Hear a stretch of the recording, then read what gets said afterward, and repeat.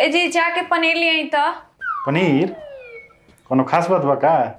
हाँ सही पकड़नी, हमार भाई आवता। पनीर खेबू?